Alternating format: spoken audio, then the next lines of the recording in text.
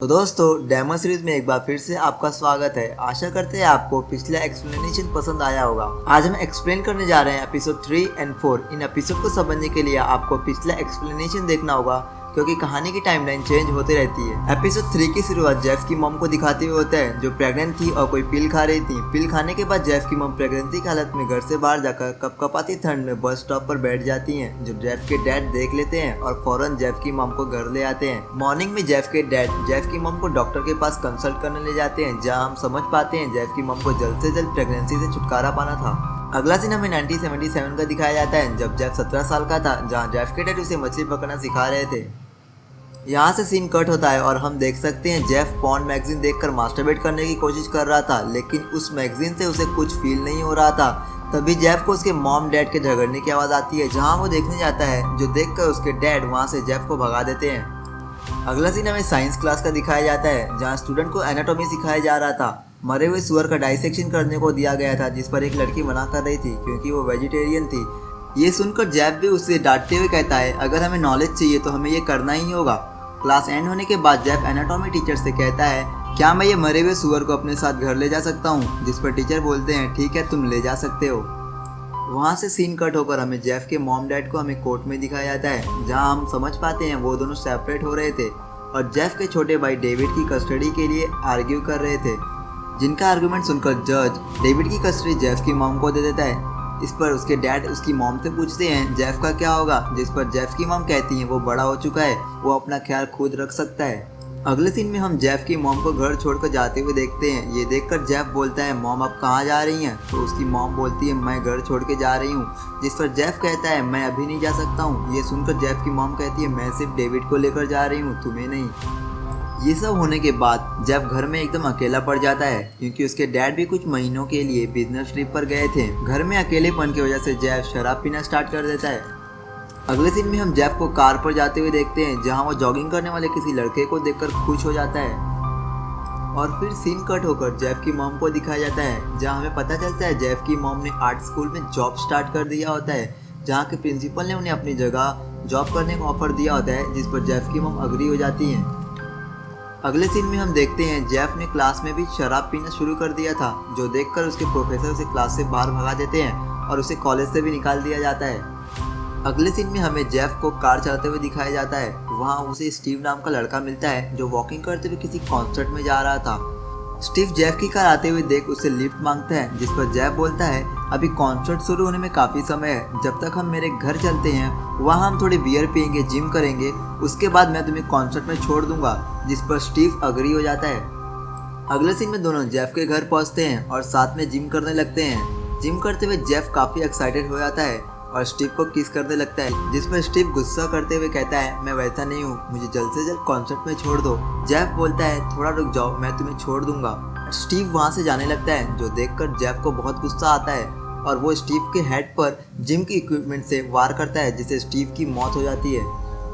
अगले सीन में हम समझ पाते हैं स्टीव की लाश को जेफ ने टुकड़ों में कट कर दिया था और वो उन टुकड़ों को बैग में भरकर अपनी कार से कहीं ठिकाने लगाने जा रहा था, जिस पर नाकाबंदी में पुलिस जेफ की कार को रोकती है और पूछती है, इस बैग में क्या है?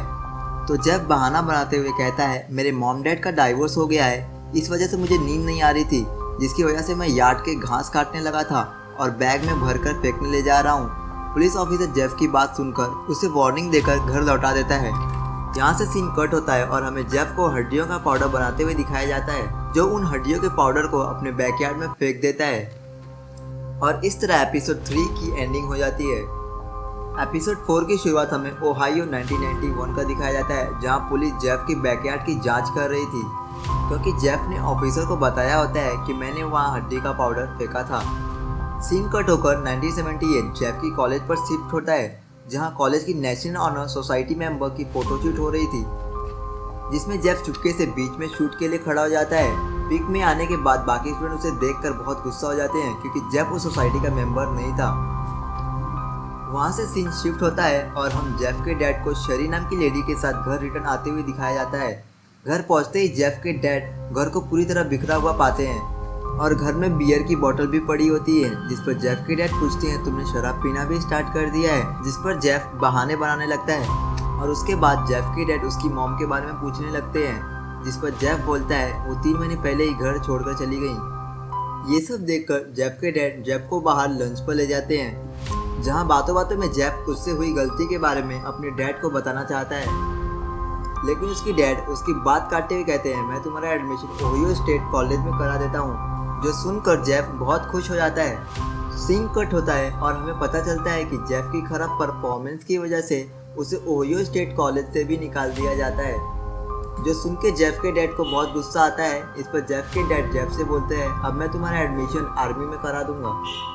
सीन 2 साल बाद का दिखाया जाता है, जहां जेफ आर्मी का बेसिक ट्रेनिंग खत्म करके घर रिटर्न आया होता है और अपने डैड और स्टेप मॉम से बताता है मैंने वहाँ मेडिकल स्पेशलिस्ट की ट्रेनिंग ली है और अब मैं शायद मेडिकल कॉम्बैट की जॉब करूँगा, जो सुन के उसके मॉम और डैड काफ़ी खुश हो जाते हैं। फिर हमें जेफ की आर्मी ट्रेनिंग का फ्लैशबैक दिखाया जाता है, जहां वो कई लड़कों को बेहोशी की दवा देकर उनका सेक्सुअल असॉल्ट करता है, जिस वजह से उसे आर्मी से निकाल दिया गया था। अगले सीन में हम समझ पाते हैं कि जेफ के डैड को पता चल गया होता है कि जेफ को आर्मी से निकाल दिया गया है, जो जानकर जेफ के डैड को बहुत गुस्सा आता है और वो जेफ को उसकी ग्रैंडमा के घर छोड़ आते हैं और कहते हैं तुम अपने लिए कोई जॉब ढूंढ लो।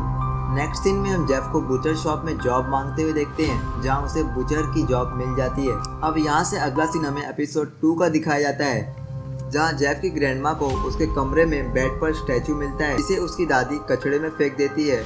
जॉब से रिटर्न आने पर जेफ को अपना स्टैचू नहीं मिलता, वो अपनी ग्रैंडमा पर बहुत चिल्लाता और गुस्सा करता है। वहाँ से सीन कट होकर गे क्लब की हो जाता है, जहाँ जेफ को सेक्सुअल मीटिंग के लिए काफ़ी लड़कों से मिलते हुए दिखाया जाता है। एपिसोड के लास्ट सीन में जेफ को स्टीव नाम के एक आदमी के साथ डांस करते हुए दिखाया जाता है। दोनों क्लब में डांस करते हैं और वहाँ से होटल में चले जाते हैं, जहाँ जेफ स्टीव की ड्रिंक में बेहोशी का दवा मिलाता है, लेकिन उसे वो गलती से खुद पी लेता है।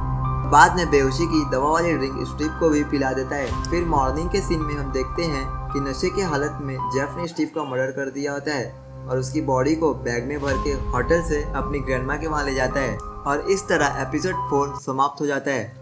तो आशा करते हैं आपको हमारा एक्सप्लेनेशन अच्छा लगा और ऐसी और वीडियोस देखने के लिए हमारे चैनल को सब्सक्राइब और लाइक करें। Thank you.